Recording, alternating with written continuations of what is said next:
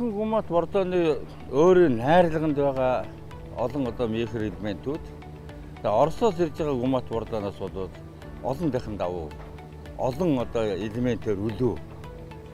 За энэ байдлаач ер нь одоо буудааны чанарт бол одоо тодорхой нөлөө үзүүлж байгаамаа.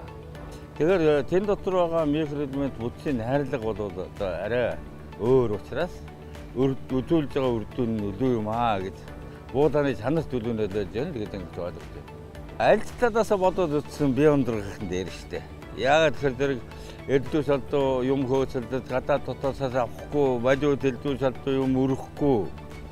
Үн өртгийн хувьд бас боломжийн тэр гадаадаас орж ирж байгаа бордооноос нэг үнэтэй юм бол байхгүй штэ. Тэгэхээр аль талаас бодоод үзсэн энэ нөлөө байлгүй яа тийм. Хоёрдугаарт Монгол хүн байна да.